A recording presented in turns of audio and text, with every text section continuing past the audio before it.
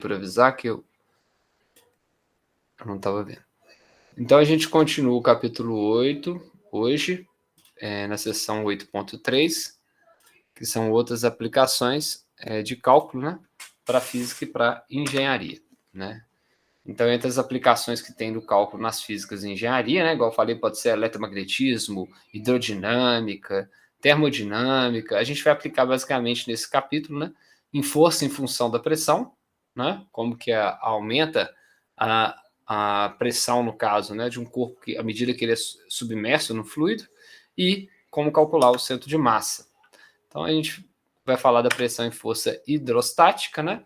Então, quando a gente tem pessoas que estão mergulhando, né, eles percebem que a pressão da água aumenta quando você afunda, né? Então, à medida que você está mergulhando, quem já fez isso, sente uma pressão no ouvido, que seria esse aumento da pressão da água.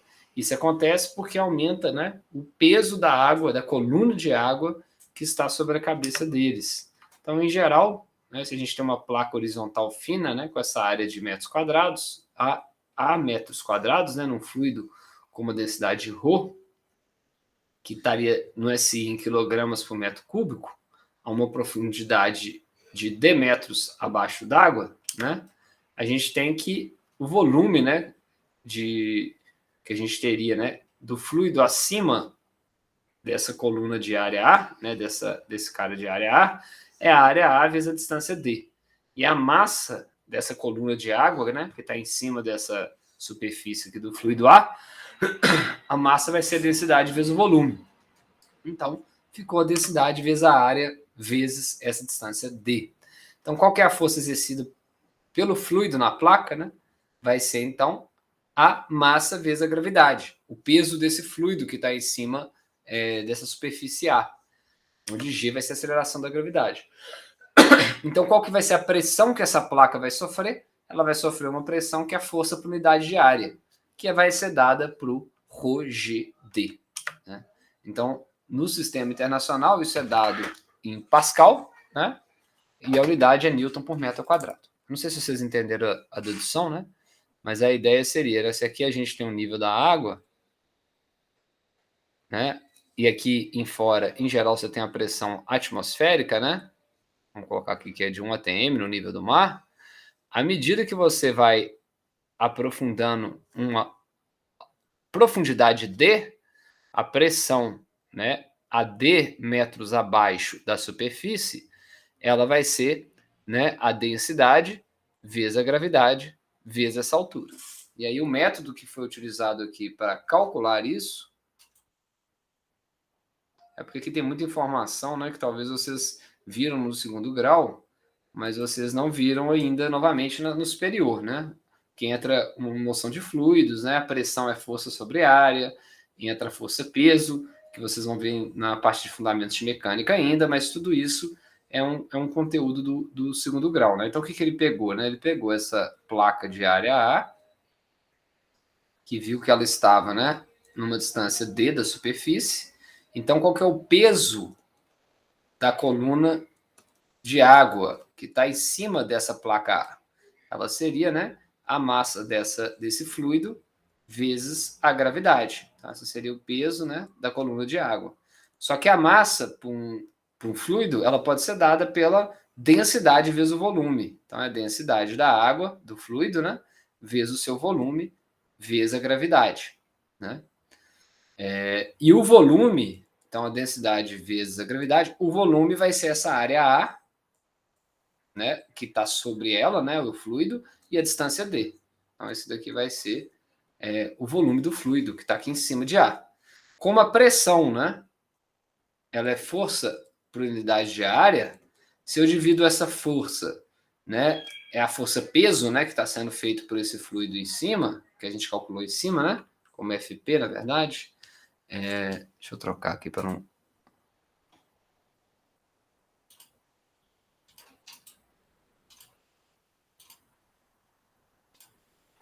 Então, aqui seria a força-peso por unidade de área, né? A gente teria, né, ρGAD dividido por A, encontrando, então, deduzindo, né, essa expressão que é ρGD. Ou seja, à medida que a gente está diminuindo para mais profundo no oceano, maior vai ser a pressão gerada nos nossos ouvidos, ou para quem estiver lá embaixo, né? Devido a essa coluna de água que está em cima do nível da cabeça da pessoa, do corpo. E quando a gente vai para a atmosfera, né? Agora se eu estou indo do nível da água, do mar para cima, a pressão já vai caindo. Essa pressão ela vai diminuir com o aumento da atmosfera. Porque a gente pode ver a pressão como sendo uma medida macroscópica da colisão das moléculas que estão nesse fluido com o nosso corpo.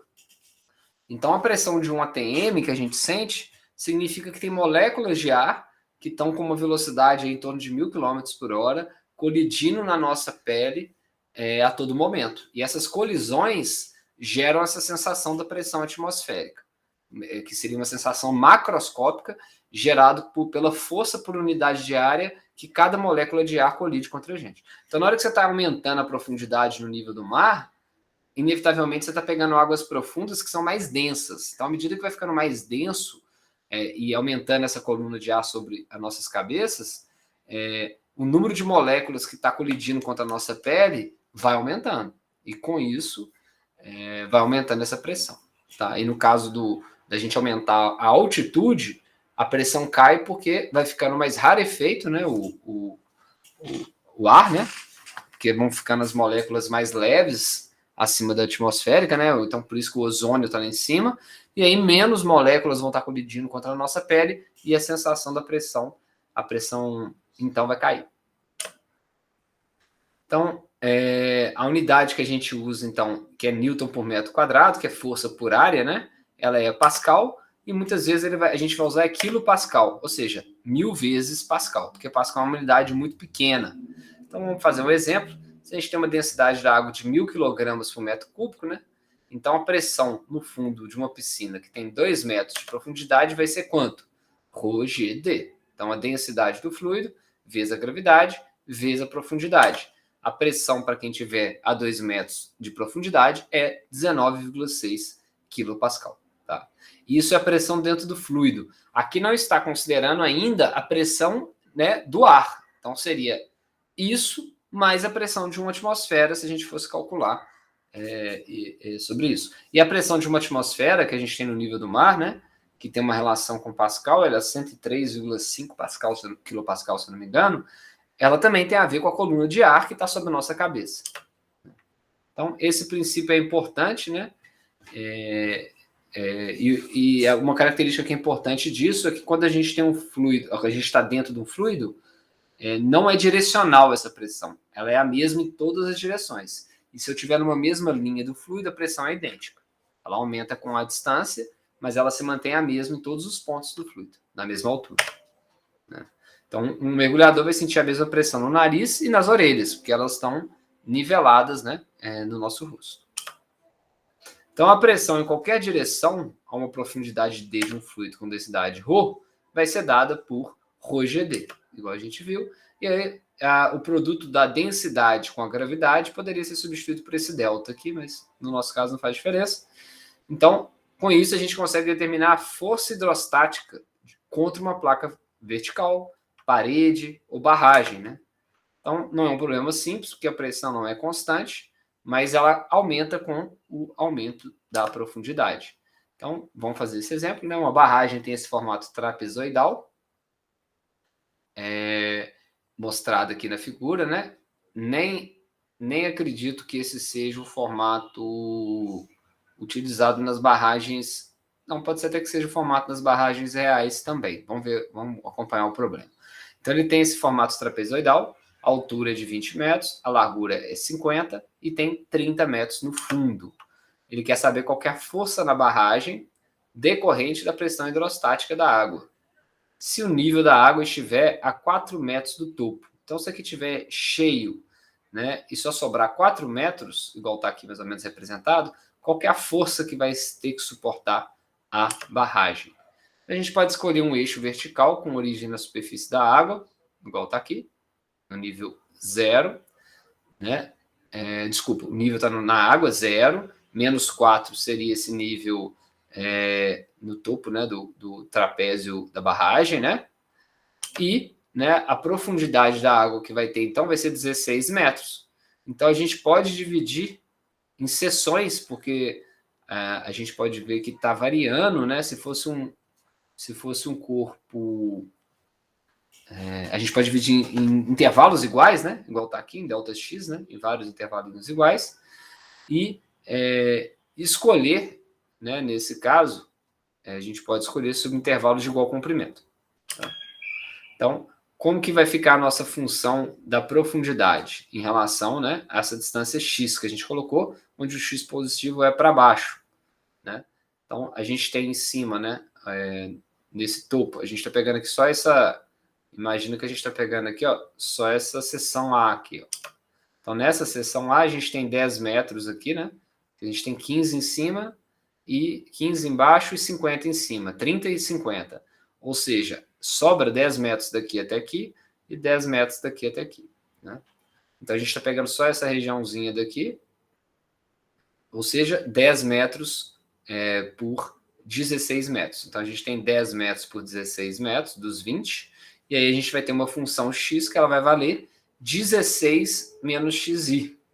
Então, essa daqui seria, né, a demonstração da iésima faixa na horizontal da represa, né, que está aproximado por um retângulo, né, e pela soma desse triângulo. Né? Então, a gente fazendo semelhança de triângulo aqui, né, ou seja, 10 sobre 20, o cateto, a gente pode ver aqui que é o cateto em relação a esse ângulo, né, seria o cateto oposto sobre o cateto adjacente, 10 sobre 20, tem que ser igual a A sobre 16 menos xi. Então, a gente está usando a semelhança desse triângulo maior com esse triângulo menor, que tem esse mesmo ângulo aqui, ó, em comum. Deixa eu tentar desenhar aqui. Não sei se ficou claro, se tiver dúvidas, pode perguntar, né? Mas em relação a esse ângulo aqui, né?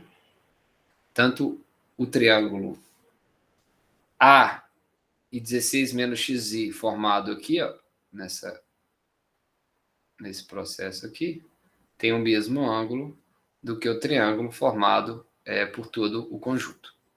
Tá? Ficou meio feio isso, deixa eu apagar isso aqui.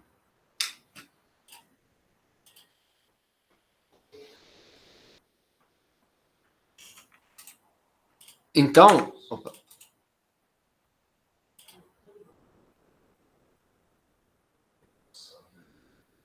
Ó, tem apontador laser. Fica melhor para ver, né? Vocês enxergarem o que eu estou mostrando. Então, a gente consegue, por ressonância de triângulo, relacionar isso com a área. Então, a gente pode escrever, né, essa área A, né, esse comprimento A, como sendo, isolando aqui, 16 menos x sobre 2, simplificando, dividido por 2, 8 menos xi sobre 2. Então, a gente tem agora como escrever como que vai ser a largura. A largura ela é o quê? 2 vezes 15 mais A, ou seja, 15 é a parte fixa, né, que a gente tem da barragem, que é aquela parte que é igual ao fundo, que é 15, e aí a gente tem 2 vezes A, que é a parte que vai variar, né, que são as laterais. Deixa eu tentar desenhar aqui. Eu acho que faltou a caneta. Então, na hora que a gente tem aquela figura trapezoidal, né, a gente tem aqui, ó, né, o 15, né, aqui era 10, aqui é 10, dando então... desculpa, 15 não, né? 30, né? Vou fazer um desenho melhor aqui.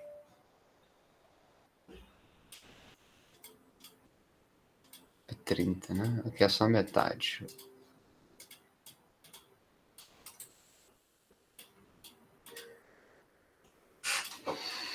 Então vamos pegar aqui, ó.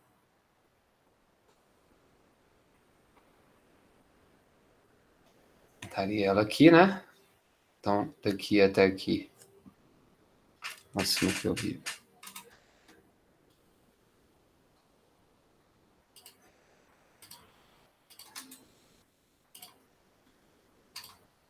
Aqui é um pouquinho mais chato de ficar apagando.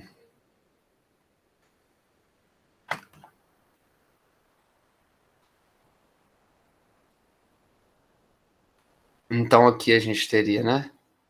Até 10, que é o nível máximo. Entre esse e esse, a gente teria 30. Aqui 10. E aqui 30. Então, essa função que a gente fez, nós chamamos aqui, então, de A, né? Essa variável que vai variar aqui, né? É o A. E aí, se a gente pegar metade aqui, ó, o que a gente teria? A largura nossa, né? Vai ser 2 vezes, né? 15, né? Que desse lado a gente tem 15 e desse lado a gente tem 15. Então, 2 vezes 15 é 30, né? Mais A. Ou seja, 2 vezes A, que é a contribuição. Né? Então, essa seria a largura. Como que a largura varia dependendo, né, do X escolhido. Lembrando que X está no eixo vertical. Né? O X está nesse eixo. Então, essa seria como que a largura está variando para cada altura ΔX. Né? Então, se A for a área da iésima faixa, né, então a largura dela vezes a altura, que é o delta que a gente está andando, daria essa área inicial. Então, se ΔX for pequenininho, né, se essa variação da altura a gente variar ela em dimensões muito pequenas, né, então a gente pode usar a nossa equação 1, né, que a gente viu lá, como sendo 1000, né, que é a densidade da água, vezes a gravidade, vezes xi, onde x é a profundidade. Esse xi é a profundidade. Então, aqui é a pressão em cada profundidade xi que a gente abaixar. Então, essa aqui seria, né, a força hidrostática agindo, né, nessa iésima faixa xi, né, ela vai ser igual ao produto, né, da pressão vezes a área. Então, a gente pode multiplicar essa expressão de cima pela área que a gente calculou, que vai variar, né, de acordo com x o seu tamanho nessa expressão. Então, a gente pode somar essas forças agora, fazer a força total é o somatório, né, das n camadas que a gente escolher. Podemos tomar o limite para esse n ser infinito, ou seja, a gente pegar valores infinitesimais, né, de altura x e largura w, né, que a gente calculou, que deu essa expressão. Então, esse limite daqui, né, ele pode, né, nesse caso, se a gente olhar da equação de cima para baixo, né, é a própria definição, né, da integral. Né? Então, o limite de n tendendo a infinito de um somatório de uma coisa que tem ΔX, que está escalando, né, com n, né, e é igual à integral. Então, a gente vai estar integrando de x de 0 até 16, né, essa expressão que seria a pressão vezes a área. Né? E a gente descobriu como que a área varia com x. Então, ao resolver, a gente descobre que a força hidrostática total na barragem, somando o efeito de cada altura, né, que a gente está tendo, seria de 4,43 vezes 10 a 7 newtons. Alguma dúvida? Ô, professor. Sim? Eu tenho. A parte do 9,8 eu não entendi muito bem. Se fosse para abrir, só abrisse essa parte. É a gravidade. É a gravidade. Ah, ok. Ele pegou aqui, então, aqui, ó, a pressão é dado pelo quê? Né? Nessa parte daqui, né?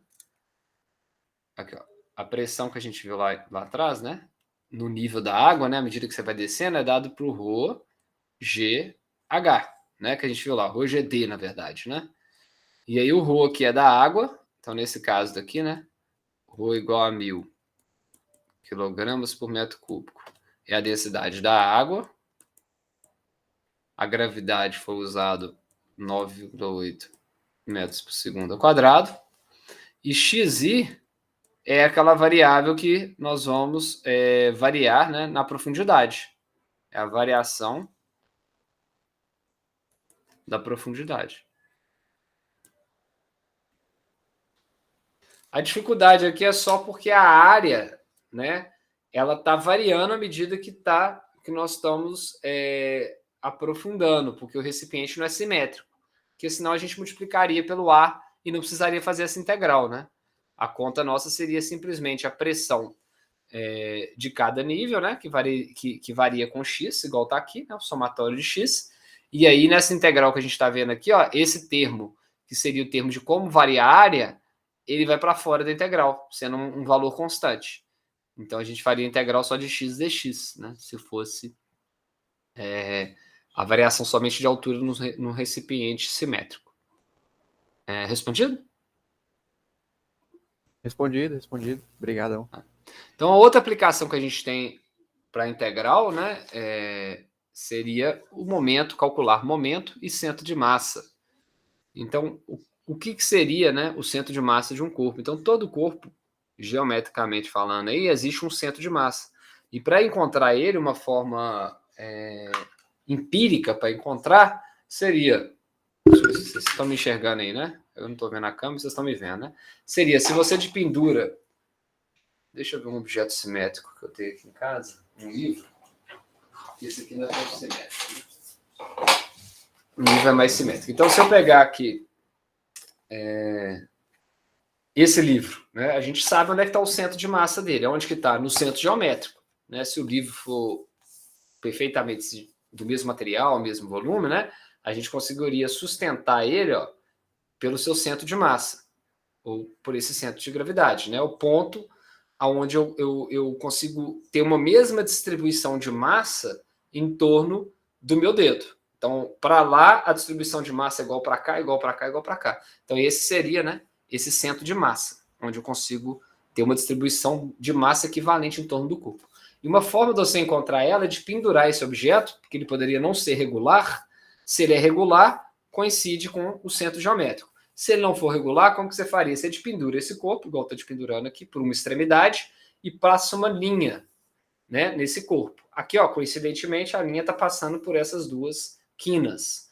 Você faz a mesma coisa, então pega um outro ponto aleatório do corpo, por exemplo aqui, e passa uma segunda linha perpendicular. O encontro dessas duas linhas, você lembra que uma estava aqui e a outra estava na diagonal, vai mostrar o centro de massa desse corpo. Então é uma forma de se encontrar. Tá?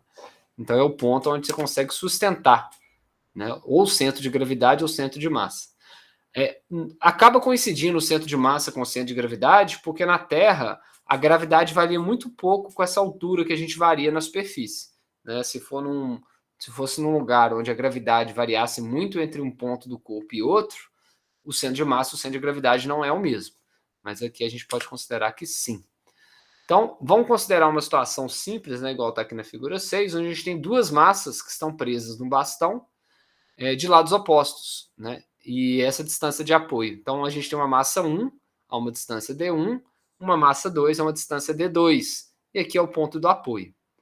Então, a gente pode imaginar que que essa figura, né, poderia ser um balanço com uma criança de um lado e uma criança do outro.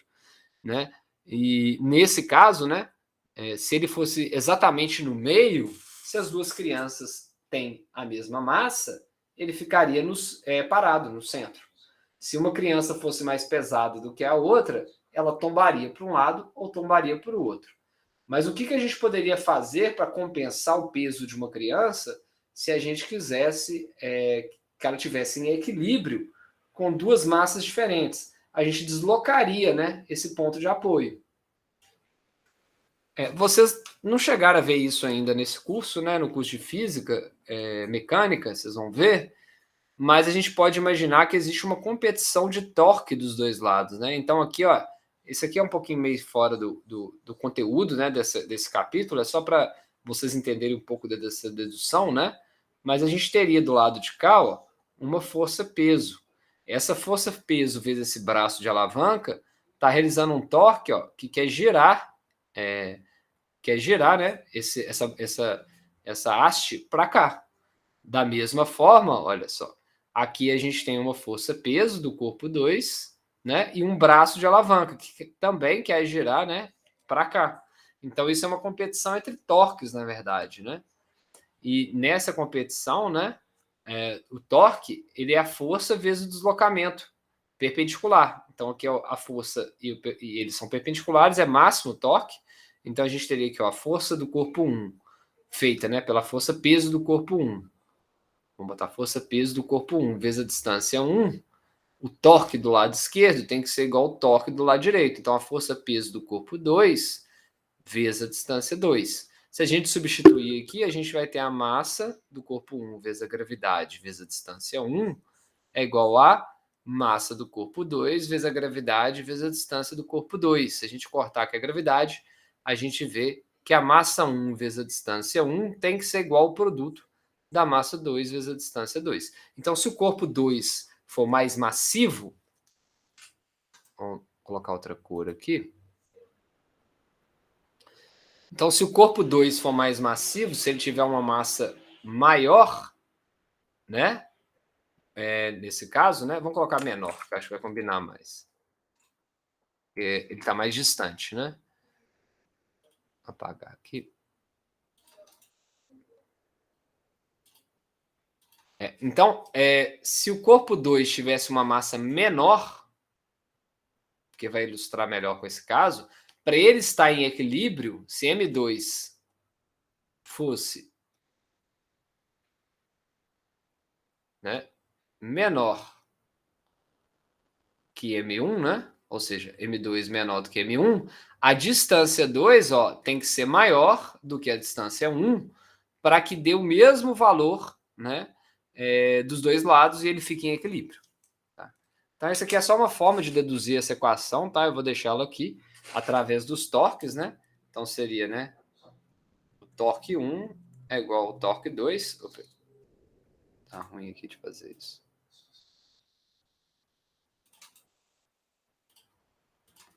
Então, o torque do lado 1 é igual ao torque do lado 2.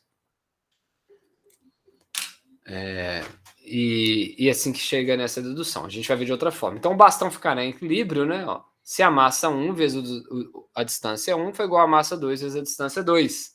Então, isso foi descoberto por Arquimedes, é a lei da alavanca, né? Que ele falou que se você der uma alavanca e um ponto de apoio, ele poderia mover a Terra. Então, a gente pode ver, né, que se uma pessoa for mais pesada, se as duas pessoas têm a mesma massa, aí a balança está em equilíbrio. E uma dessas, a mesma distância e a mesma massa do centro de apoio. E aí uma pessoa começa a mover para trás, o que acontece é que por se afastar desse centro da distribuição da massa, esse lado de cá começou a exercer um movimento, um torque maior do que o lado de cá. Então, o centro de massa ficou deslocado e ele iria, nesse caso, se mover. Né? Agora, vamos supor que a gente tem um bastão, né, que ele esteja ao longo do eixo X com, né, M1 em X1 e M2 em X2 e o centro de massa em X. Vamos tentar ver isso. Então, vamos comparar nessa figura daqui de cima, né? Em vez de usar M1D e M2D, agora a gente está chamando o ponto de apoio de centro de massa. E aí ele vai ser este X com a barrinha em cima. Então, o centro de massa, que é o centro de distribuição da massa do corpo, estaria aqui. Né? E como que eu posso descrever essa distância em relação a essa distribuição? Então, D1 vai ser a posição do centro de massa menos X1, vai ser esse espaço que vai sobrar aqui. Então, pensando aqui, ó, que começa de zero até aqui, eu tenho meu x barra menos meu x1, que é esse espaço daqui, sobra esse pedaço. De 0 até x2, eu tenho todo esse trajeto, né? Menos x barra, que é esse trajeto daqui para trás, eu tenho só esse pedaço. Então, aqui eu posso descrever D1 como sendo x barra, x do centro de massa menos x1, e D2 como sendo o x2 menos o centro de massa. É invertido nesse caso, né, por causa dos próprios valores. Vocês conseguiram entender isso que eu fiz, que eu falei? Deu para enxergar? Ou não?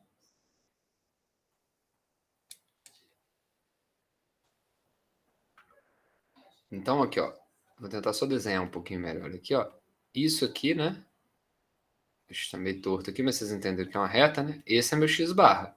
X barra, que é tudo, menos x1. O que é x1? É só daqui até aqui. Então, x barra menos x1 vai dar o meu D1.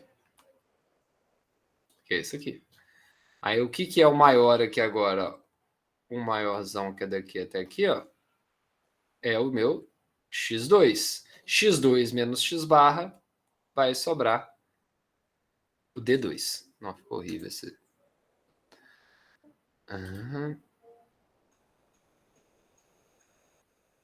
Vou apagar isso aqui, vou tentar melhorar só essa figura, esses caras aqui.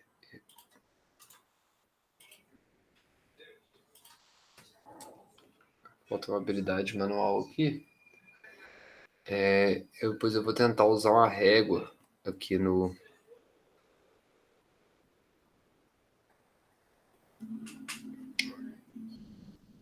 E aqui seria nosso D2.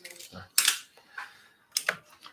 Então a gente pode descrever M1, né, vezes D1 como M1 vezes x do centro de massa menos x1 é igual a M2 vezes D2, que é x2 menos o x do centro de massa. Então, do lado esquerdo eu posso manter o x do centro de massa e do lado direito a posição de x1 e x2. Aí repare que eu, isolando o meu x do centro de massa, eu tenho a equação m1x1 mais m2x2 sobre a soma de m1 mais m2. Eu quero só mostrar para vocês, trabalhar um pouco com essa equação, para vocês verem como que ela faz sentido. Vamos botar uma caneta vermelha aqui. Então, vamos imaginar para essa equação 3, ó, a equação 3, para M1 igual a M2. Como que ela vai ficar? O x do centro de massa vai ficar a massa, né? Que M1 é igual a M2, x1 mais x2, sobre a massa total, que é M1 mais M2. Que nesse caso é 2M, né? É melhor colocar 2M's. Para entender melhor o que eu quero dizer para vocês. Então ficou embaixo, né, ó, 2M's. Ou seja, se eu tenho dois corpos massivos numa certa distância, né, o centro de massa desses corpos é exatamente na metade. Ela é x1 mais x2 sobre 2. Então, se eu tenho dois corpos aqui massivos, ó, M1 e M2, e eles têm o mesmo valor, o centro de massa, que é onde eu posso equilibrar esses dois corpos, é exatamente na metade. Faz sentido, né? Então, só para mostrar essa lógica, né? Então, os números M1x1 e M2x2 são os momentos das massas M1 e M2 em relação à origem, né? E a equação 3 diz que o centro de massa é obtido somando-se os momentos das massas dividindo pela massa total. Tá? Então, em geral, se a gente tiver N partículas, a gente pode ir aumentando o número de termos que a gente tem. Tá? Então, ali a gente viu que a equação no primeiro momento, né, do x médio, ó, era o quê? M1x1 mais M2x2 sobre M1 mais M2. Mas se eu acrescentasse mais um cara, né, mais um corpo, para participar disso, ele simplesmente entraria aqui, né, como uma outra massa. Então, ele entraria aqui, ó, mais M3x3 mais M3. Ele iria somando até eu fazer o enésimo, né? Então, o x médio total, né, é o que está sendo falado nessa expressão, ela seria o somatório de igual a 1 até n corpos de mi, xi, né, dividido pela massa total, onde a massa total é o somatório das iésimas em m massas. Né? Então, esse seria a massa total. Então, esse termo, né, misão, né, que está chamado aqui, que seria o produto, desculpa, né, o somatório das massas é a massa total, né, e m, que ele está chamando aqui, é o momento do sistema em relação à origem. Tá? Esse momento aqui era um pouquinho esquisito do jeito que ele está definindo no livro, né, que a gente tem o momento linear e o momento angular. Né? O momento linear, né, ele é a massa vezes a velocidade, né, a quantidade de movimento. E o momento angular é a massa vezes a velocidade angular, né, que é o I ômega. Então, eu, pelo menos como físico, né, não estou reconhecendo muito esse momento, o que ele quer dizer. Mas se for simplesmente o produto da massa com a sua distância, é uma definição dele. Né? eu nunca vi em livros de física, pelo menos, essa definição desse momento. Né? A gente teria, só para abrir um parênteses, tá, gente? A gente teria o momento linear, né, ou a quantidade de movimento. Tem muito livro que usa o Q, tem muito livro que usa o P, né, para essa quantidade de movimento, que é a massa vezes a velocidade. A quantidade de movimento linear, né? Tem livro que usa L e por aí vai. E temos a quantidade de movimento angular. Se bem que L é mais usado para angular. Deixa eu apagar aqui. O Q e o P que é mais usado para isso. Então, esse aqui seria o momento linear, né? Ou quantidade de movimento linear, ou momento linear. E o momento angular, né? Muitas vezes é usado L, é a mesma ideia, né? Só que em vez de ser a massa, é o momento de inércia do corpo. Em vez de ser a velocidade angular, nós teríamos a velocidade angular, né? Em vez de ser a velocidade de translação, de rotação. E também pode ser escrito, lógico, como seno, né, R com o produto vetorial do braço de alavanca de F. Desculpa, V. RV. Peraí.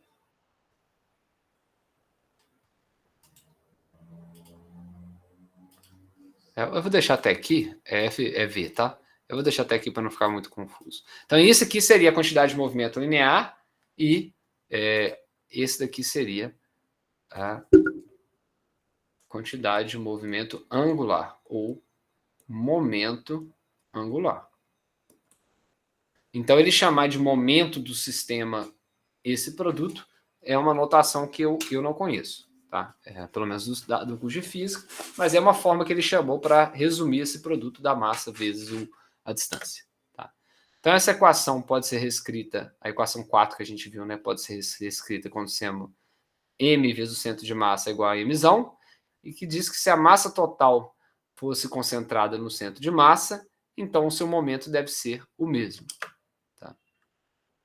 Agora, considerando um sistema com n partículas, e eles não estão só agora distribuídos ao longo do eixo X. Elas têm posições, né, coordenadas que as encontram com X e Y. Então, como que vai ser o cálculo do centro de massa? A gente vai acrescentar, né, da mesma forma, né, do caso unidimensional, a gente vai acrescentar o termo de Y e o termo de X. Tá? Aqui está trocado, né?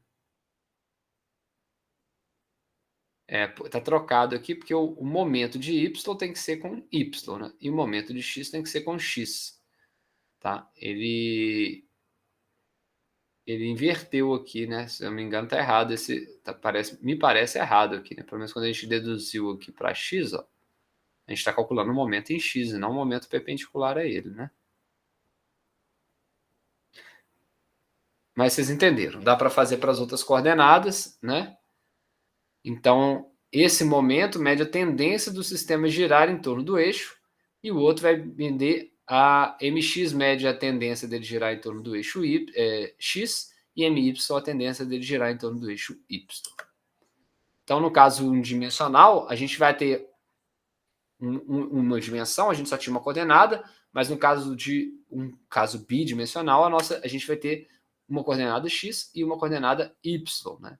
E aí o momento sobre a massa total vai te dar essa posição média de x e essa posição média de y, né? Aqui talvez seja um pouco mais difícil de perceber, né? Mas então esse x médio, ele vai ser m1x1 mais m2x2 até chegar no mnxn, o enésimo corpo, e aqui dividido pelas massas, né? m1 mais m2 mais mn. Da mesma forma para o y, né? E isso daqui no final seria, né, esse somatório de igual a 1 a n de mixi dividido pela massa total. Tá? Vou chamar de mzão aqui, que seria a massa total, que seria o que ele está chamando aqui, né, do m x, né, sobre a massa total. Então, calcule os momentos e o centro de massa de um sistema de objetos que tem tem massas 3, 4 e 8 quilos, nos pontos menos 1, 1, 2, menos 1 e 3, 2, respectivamente. Então, usamos as equações para calcular os momentos. Os momentos vão ser o produto das massas vezes as suas coordenadas, né? Menos 1, 2 e 3. Então, esse é o que ele chama de momento no eixo Y. Aqui seria o momento do eixo X, usando as coordenadas 1 do eixo Y, né? 1, menos 1 e 2. Então, utilizando as massas, a gente poderia calcular qual que é o valor médio de X e o valor da posição média de Y. Né? Então, aqui para ilustrar, né?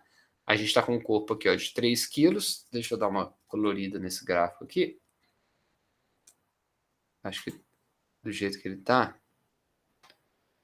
ele fica um pouquinho difícil de enxergar. Então, vamos lá. A caneta sumiu aqui. Aqui, voltou. Então, aqui é o nosso eixo. Aqui.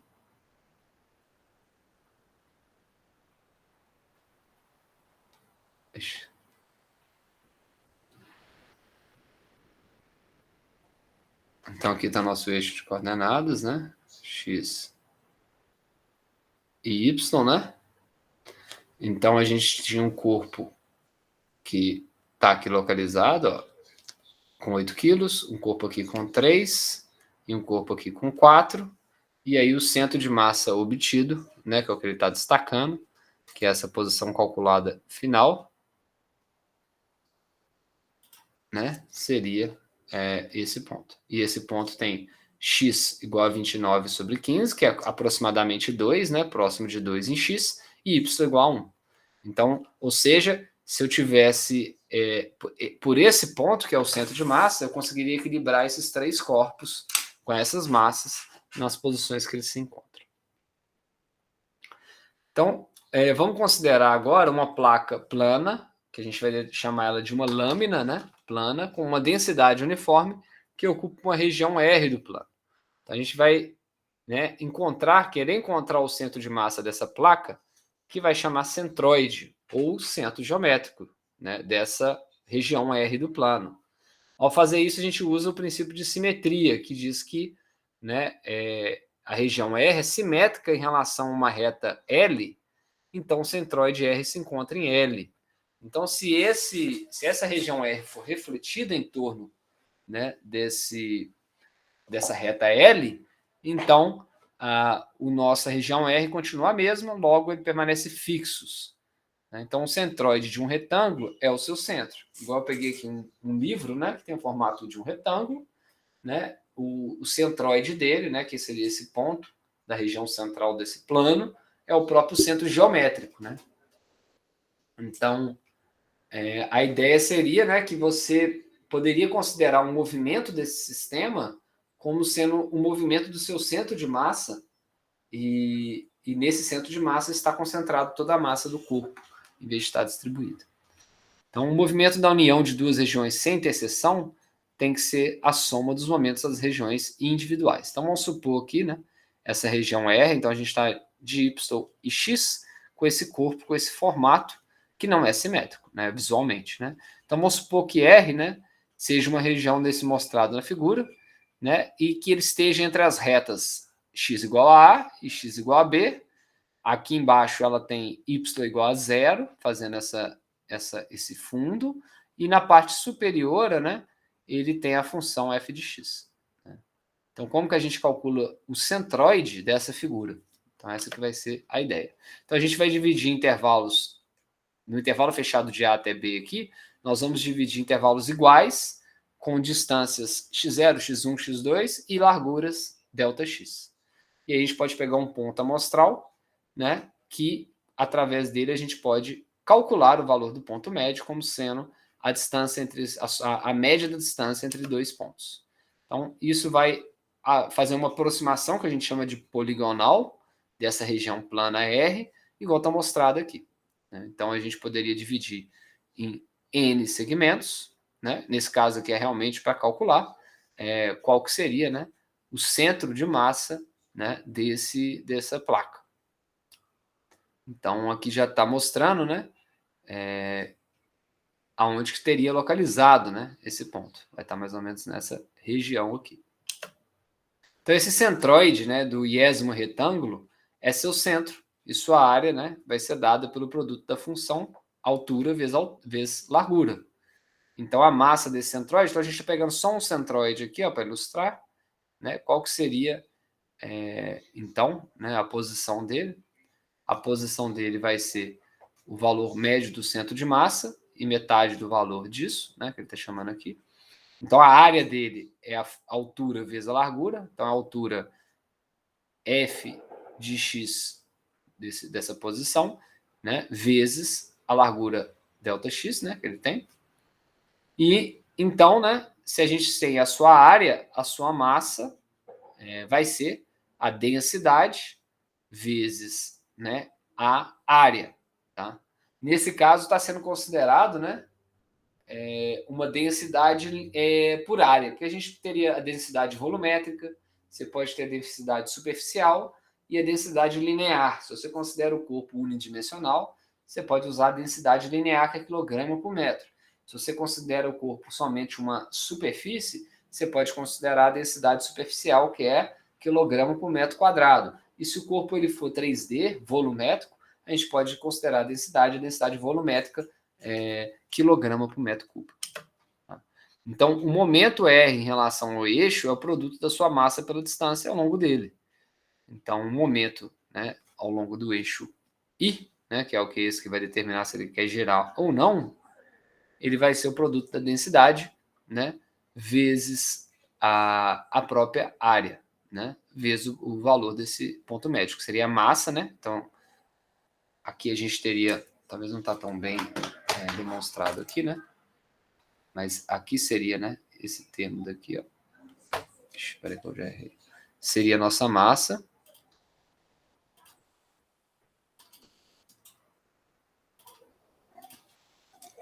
Não marca texto, não.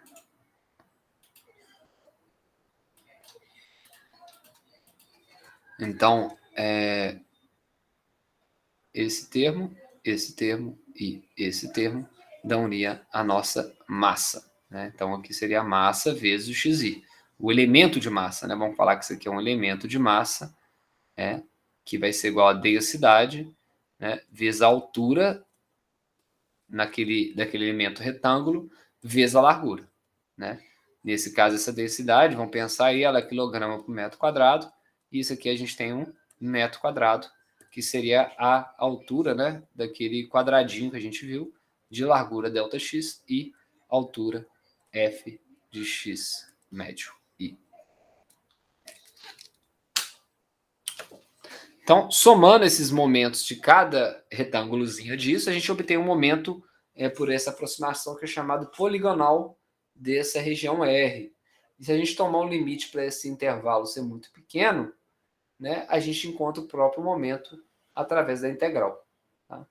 Então, o momento em relação ao eixo Y, né, é o limite do somatório quando n tende a infinito, da densidade vezes a área, vezes a distância xi, que pode ser escrito dessa forma. Então, ele vai ser igual a densidade, que é constante, a gente considerando a densidade a mesma em todos os pontos do corpo, ele sai da integral, porque é uma constante. A integral nos limites de A até B, que é aquelas duas retas em y igual a A e y igual a B, e aqui seria o produto, né? Então, da nossa largura, f de x dx, que daria a área infinitesimal, vezes essa distância e a densidade. Então, da maneira análoga, a gente pode fazer o mesmo em relação ao eixo x, né? Sendo o produto da massa e da sua distância, e chegando no cálculo do momento para esse corpo, né? Da mesma forma. Aqui, de novo, parece que... não, está mais razoável. Né? Então, basicamente, aqui foi utilizado, então, né, essa mudança do eixo para o eixo Y, né? X agora. Então, no caso de um sistema de partículas, né, o centro de massa da placa seria, né, o somatório de cada partícula dessa vezes a distância. Isso vai ser igual a MY e igual a MX. Então, se a massa da placa for o produto, né, da sua densidade com a sua área, ou seja, essa densidade é superficial, a área da placa a gente pode calcular através, né, da integral de AB de f de x dx, ou seja, a área abaixo de uma curva. Então, a primeira coisa que a gente fez é de aplicação de um cálculo da integral. Então, utilizando isso, né, embaixo, para calcular a massa, a gente chega nas expressões que as integrais podem ser aplicadas para calcular o centro de massa de x e em y de um sistema de partículas ou de um corpo que não tenha uma simetria. Se ele tiver uma simetria, vai ser o centro geométrico dela. Então, o cancelamento das densidades, né? Ao cancelamento das densidades, elas não entram, né, depois que você divide pela massa total, né? Corta aqui a densidade em cima com embaixo. Então, a posição do centro de massa não depende da densidade do corpo, porque a gente está considerando a densidade toda igual. Ela vai depender mais do centroide, ou esse centro geométrico, que é um centro da distribuição da massa. Né? E aí eles vão ser dados por essas duas expressões que a gente deduziu juntos.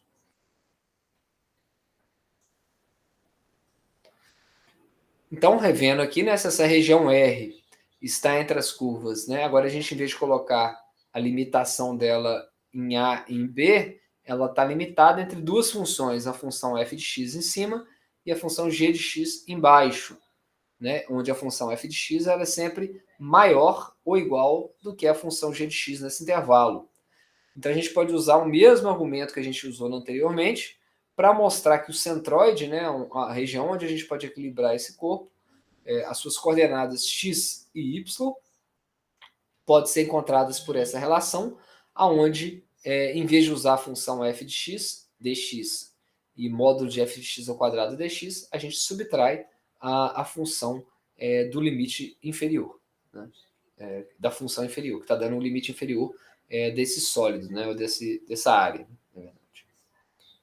Então, vamos terminar essa sessão mostrando uma conexão entre centroides e volumes de revolução. Isso está descrito no teorema de Pappus, né? Aqui. Então, seja R essa região plana, que está inteiramente de um lado de uma reta L em um plano, se R for gerado em torno dessa reta, então o volume resultante vai ser o produto dessa área de A, o produto da área A de R, pela distância percorrida pelo centroide. Vamos tentar ver isso? Então, um touro, né, esse toroide, né, um touro que ele está falando, é um toroide, é formado pela rotação de um círculo em torno de uma reta, no plano do círculo que está a uma distância maior do que o próprio raio. Calcule o volume do touro. Quem não está conseguindo enxergar, né? Toroide seria um anel, né? Então, se você pega um círculo e gira esse círculo daqui, né? Ele faz gerar essa figura que é o toroide. Tá? Eu não vou conseguir desenhar ele bem feito aqui. Talvez ele tenha o desenho aqui até o final, mas a ideia seria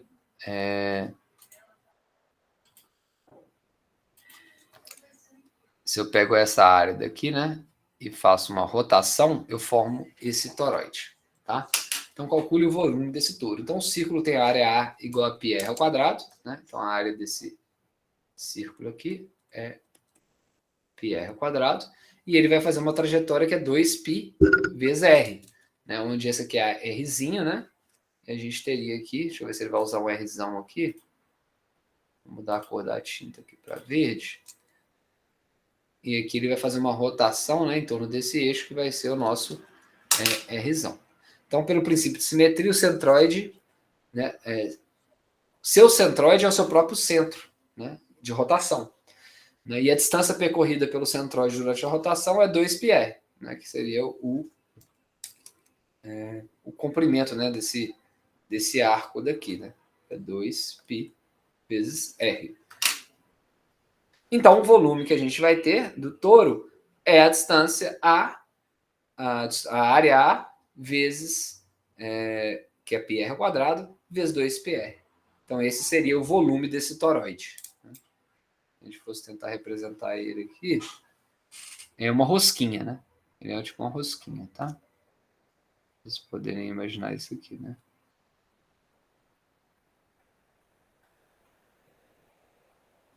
Então, esse seria toroide, uma rosquinha.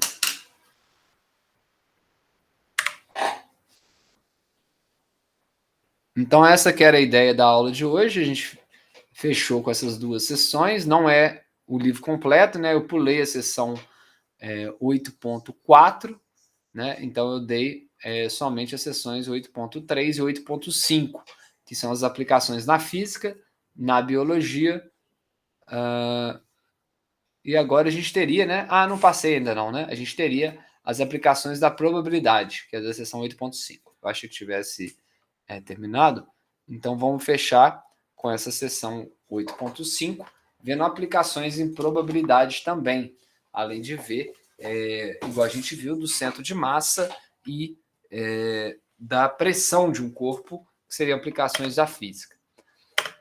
Então, a probabilidade tem um papel na análise de comportamentos aleatórios, né, e não aleatórios. Então, a gente pode considerar o nível de um colesterol de uma pessoa que está aleatoriamente num grupo de idade, ou a altura de uma mulher aleatoriamente, ou a durabilidade de uma pilha de um certo tipo, e aí conseguir fazer uma estatística, né, de quanto que duraria ou perduraria nessas variáveis. Então, essas são chamadas variáveis aleatórias contínuas, porque seus valores variam no intervalo de números, embora podem ser medidos, né, e registrados apenas um valor médio que a gente queira. Então, quase todos os medicamentos, muitas vezes, né, eles utilizam, né, desse valor médio para as dosagens, por exemplo.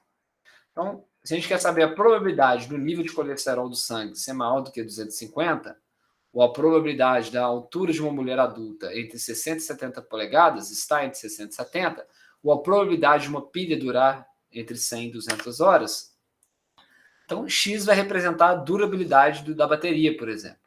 E, né, a probabilidade que a gente teria da bateria durar entre 100 e 200 horas essa probabilidade está entre 100 e 200 dessa função X. Né? Então, a interpretação da frequência da probabilidade, né, esse número é proporcional ao longo do prazo. Então, todas as pilhas têm que ter a durabilidade entre 100 e 200 horas, né, para ter um valor médio.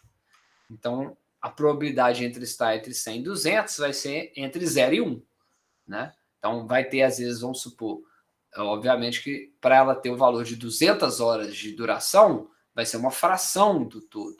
Para ela ter 100 horas, é uma outra fração.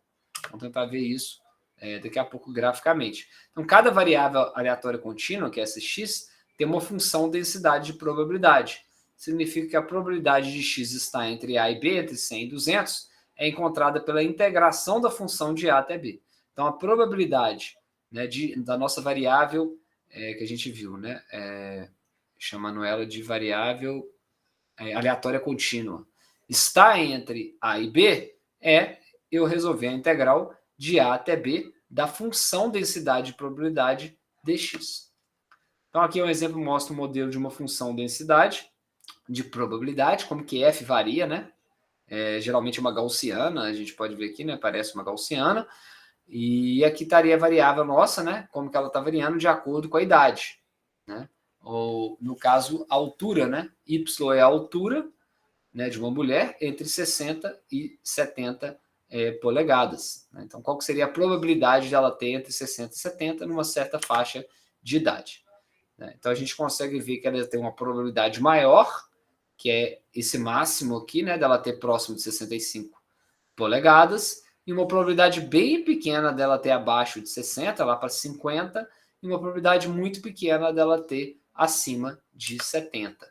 Então, essa função densidade e probabilidade satisfaz a condição de que ela sempre é maior ou igual a zero para todo x. Ó. Ela sempre é positiva.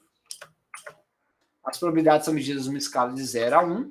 Então, a nossa integral de menos infinito a infinito tem que ser no máximo 1. Ela tem que ser normalizada. Porque senão a probabilidade de ter uma coisa é mais do que 100%. Então, vamos nesse exemplo. Seja a nossa função densidade de probabilidade igual a 0,06x vezes 10 menos x para x no intervalo de 0 a 10, e ela é zero para qualquer outro valor fora desse intervalo, verifique que f é uma função densidade de probabilidade, encontre a probabilidade da gente encontrar x entre 4 e 8. né? Entre 0 e 10 é 100% de chance de a gente encontrar, porque a nossa função só está definida dentro dela. Mas entre 4 e 8, qual que são a fração, a probabilidade da nossa função estar ali? Então, entre 0 e 10, né, a gente tem essa função completa que ela é sempre maior ou igual a zero. Então, se ela é maior ou igual a zero para todo x, a gente prova que ela pode ser uma função densidade e probabilidade porque ela é positiva. É só essa definição. Então, vamos verificar também se a equação 2 é satisfeita. Então, vamos integrar ela de menos infinito a infinito e ver se ela vai valer 1, que é o máximo da probabilidade. Então, entre menos infinito e infinito é o intervalo dela, que é de 0 a 10. Ao resolver essa integral de um polinômio simples, né, de segundo grau, a gente encontra que ela vale 1. Ou seja, é uma função densidade e probabilidade, porque a integral dela nos seus limites, seu intervalo de aplicação é igual a 1. Agora eu vou encontrar a probabilidade que x sejam encontrados entre 4 e 8. Então, entre 4 e 8 tem que ter uma fração menor do que 1. Então, colocando o nosso limite entre 4 e 8, a gente descobre que a chance dele estar nessa variação é de 0,54. Vamos para os valores médios, né? Então, vamos pensar no funcionário de uma companhia que atendeu a uma ligação que a gente fez e pensar na média que ele tem que aguardar para esse atendimento. Então, se a gente chamar a função f de t como uma função densidade correspondente, onde t é os minutos que ele vai ter de atendimento, e vamos pegar uma amostra de n pessoas que ligaram para essa companhia, então provavelmente nenhuma das pessoas teve de esperar mais do que uma hora, que seria um tempo absurdo. Então vamos restringir a nossa função no intervalo de tempo de 0 a 60 minutos. E vamos dividir esse intervalo das amostragens em intervalos iguais, de mesma largura ΔT, em intervalos de 1 minuto, de 0 até o T60. Então a gente tem intervalos de ΔT com 1 minuto de largura, ou 30 segundos, ou 10 segundos, ou mesmo 1 segundo, de acordo com a escolha de ΔT. Então, a probabilidade da ligação de alguém ser atendida durante o período de tempo entre tempo inicial e o tempo iésimo tempo, né, vai ser a área sobre a curva da nossa função densidade de probabilidade nessa faixa de intervalo. Então, aqui está a nossa função densidade de probabilidade e a probabilidade da ligação de alguém nesse intervalo é essa área. Tá? Então, essa é a área de um retângulo aproximado, né, pegando esse ponto como sendo o ponto médio. Isso aqui foi aquela estratégia que a gente usou, né, para calcular a área lá no capítulo 7, né, início dessa terceira parte do curso. Como essa proporção de longo prazo são chamados num longo período de tempo, então a gente espera que a nossa amostra com N pessoas, né, sejam, na média, né, respondidos no período aproximado de tempo, que vai ser esse tempo médio. Portanto, o tempo total de espera é o produto desses TI, N números, que vai ser aproximadamente N vezes a altura vezes o ΔT. Então, aqui estaria a largura, né, que seria essa probabilidade do atendimento, e aqui é o N da N pessoas que ligaram. Né? Então, somando todos os intervalos de tempo, de espera de todas as pessoas, a gente teria o tempo total, né, o que seria para esse atendimento. Então, a gente pode agora dividir pelo número de pessoas que ligaram, por N, e obter o tempo médio de espera. Então, reconhecemos isso aqui como sendo uma soma de Riemann para uma função t vezes f de t, e à medida que esse intervalo diminui, ou seja, o intervalo de tempo tende a zero e o número de divisões tende a infinito, essa soma de Riemann se aproxima da integral. Então, vendo da mesma definição que a gente fez no capítulo 1, e aqui essa integral seria o tempo médio de espera. Então, em geral, né, a média de qualquer função, densidade e probabilidade, vai ser dado por isso. Então, a média dessa função, ela vai ser a integral dos limites que a função está definida, de x, f de x, dx. Então, a média pode ser interpretada como sendo um valor médio ao longo de um prazo da variável aleatória x. Então, ela vai encontrar o valor médio de x em todo o intervalo que a função está definida. Então, pode também ser interpretado como uma medida de centralidade da função densidade e probabilidade, e é uma expressão para a média que aparece numa integral que a gente viu anteriormente. Então, aquela média que a gente viu anteriormente, né, para encontrar na primeira parte do curso de hoje, que era para encontrar o o centro de massa médio, né, seria parecido com essa equação. Né? Então, se R for a região que está sob o gráfico de F, né, o R é aquele plano que a gente viu na parte passada, a gente sabe que a coordenada x do centroide é dado por isso, por essa divisão. Né? Ou seja, no final, a gente chega no mesmo valor do valor médio encontrado agora por esse teorema. Então, por causa dessa equação 2, uma placa fina no formato da região R se equilibra num ponto sobre a reta vertical x igual a μ, igual está aqui. Então, a gente pode ver que o valor médio encontrado dessa função, então essa função tem esse formato que não é simétrico, né? E a gente sabe que com essa expressão a gente consegue encontrar o valor médio no eixo x. Então, no eixo x, ó, a gente sabe que nesse ponto, x μ, né, que ele está chamando que é o centro de massa nesse caso daqui, né, vai estar ao longo desse ponto. Aí, em qual altura que ele vai estar, teria que fazer o centro de massa dessa distribuição para y agora, para encontrar o ponto exato que ele estaria. Né? Então, R, né, toda essa área R, ela vai se equilibrar num ponto dessa reta. Qual que é esse ponto, a gente teria que calcular. Calcule a média da distribuição exponencial desse exemplo. Então, a função vale zero abaixo com t negativo e vale uma constante vezes o exponencial de menos ct se ele for positivo. Na definição da média, a gente tem que resolver a integral de menos a infinito a infinito de t vezes a função f de t dt. Substituindo, então, de zero a infinito, porque ela não é definida abaixo de zero, ela é zero, né? Para valores negativos. Substituindo o valor da função f de t por c de e de menos ct, a gente chega naquela integração que pode ser feita por partes. Podemos chamar u de t dv de ce elevada a menos ct. Fazendo essa substituição, a gente chega nessa integral, nessa integral mais simples, né, que é a integral de exponencial, que é mais trivial. Resolvendo a integral, a primeira parte, nos limites superior e inferior, né, a gente chega na expressão de menos x é a exponencial de menos cx, mais 1 sobre c, menos a exponencial de menos cx sobre c. No limite que x tende a infinito, a gente pode ver que vai sumir, né, nesse caso, né, o primeiro e o último termo. E vai ficar somente 1 sobre c. Ou seja, a média, o valor médio, né, é 1 sobre c. Então, a gente pode reescrever a função densidade e probabilidade agora, se a gente quiser, através de usar, né, o valor médio μ. Outra medida de centralidade dessa função é a mediana. Então, esse é um número m, tal que a metade das chamadas tem um tempo menor de espera menor que m, e as outras metade um tempo maior. Então, achar a mediana é achar o valor que está no centro dessa distribuição. Então, essa mediana da função densidade, ela tem que valer meio. Isso significa que metade da área do gráfico está à esquerda e metade está à direita. Distribuição normal. Então, muitos fenômenos aleatórios acontecem, né, através de um modelo, né, que a gente chama de distribuição normal. Tá? Então, isso significa que a função densidade e probabilidade é um membro da família dessas funções. Então, se a função for definida por uma equação desse tipo, ela é chamada de distribuição normal.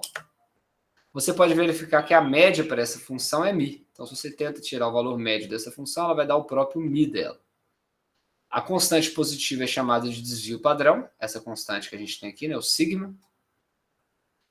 E ela mede a dispersão dos valores de x. Então, esses aqui são gráficos de sinos que a gente pode ver para membros dessa família, dessa função, f de x, né? Onde a gente está vendo que quando a função, o desvio padrão é muito pequeno, mais fina é essa gaussiana, essa função. Quando o desvio padrão é muito grande, maior é a distribuição ao longo da nossa função. Então, se o nosso desvio padrão é muito alto, se a gente vê que a probabilidade de a gente estar em qualquer ponto ao longo da distribuição é mais próxima. Se o desvio padrão é pequeno, quer dizer que quase todo mundo está em torno desse ponto. E não está delocalizado ou muito distribuído. Então, os estatísticos, né, têm métodos para usar os conjuntos de dados e para estimar o valor médio e o desvio padrão. o fator 1 sobre desvio padrão vezes raiz de 2π é necessário para que f seja uma função densidade de probabilidade. Por quê? Na hora que a gente fizer a integral dele de menos infinito a infinito, ele tem que valer 1. Então, essa 1 sobre isso é a normalização para ele dar esse valor. Então, de fato, a gente verifica utilizando que essa constante ela é feita, né, para normalizar essa função de distribuição e o máximo que ela conseguiu obter seja o valor de 1. Então, o resultado dos testes de quociente de inteligência, de QI, né, tem uma distribuição normal com média 100 e desvio padrão de 15. Então, essa função está sendo demonstrada na probabilidade daqui. Então, a maior parte das pessoas vai ter QI entre 60 e 140, né? Então, a distribuição normal, a média dessa distribuição, onde que ela tem a mesma área à esquerda e à esquerda, vale 100, que é o centro aqui do geométrico, né? E o desvio padrão é 15, né? Ele está afirmando, né? Então, qual que seria a porcentagem da população com QI entre 85 e 115, nessa faixa, e qual que é a porcentagem da população com QI acima de 140? Ou seja, bem baixinha, pelo que a gente pode ver. E entre 85 e 115, a gente está pegando quase a metade dessa distribuição. Então, com resultados do QI ter uma distribuição normal, a gente pode utilizar a função densidade de probabilidade dada pela equação 3, usando, né, o valor médio de 100 e usando o desvio padrão de 15. Então, a probabilidade entre 85 e 115, ou seja, entre 85 e 115 de QI, utilizando a função normal da distribuição, 1 sobre 15, que é o desvio padrão, vezes a raiz de 2π, que é o fator de normalização, e substituindo o valor de μ aqui dentro. Então, a gente observa, né, que essa função exponencial de menos x ao quadrado não tem uma primitiva elementar, então a gente não consegue calcular essa integral exatamente. A gente pode usar a integração numérica, né, ou regra do ponto médio, ou regra de Simpson, para estimar essa integral.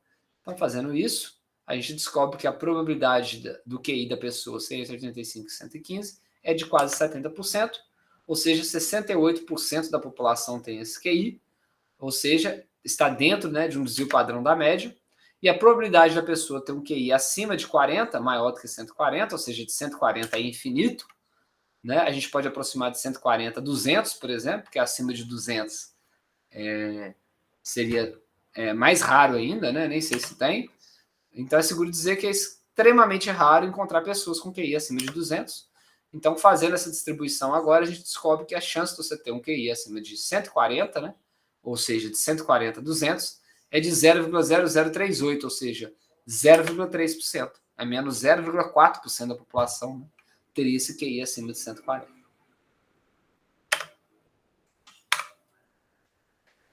Então, a gente termina as aplicações de integração para essas duas sessões. Na aula da semana que vem, então, a gente tira dúvidas e até o final de semana eu posto amanhã, né, a lista de exercícios do capítulo 8.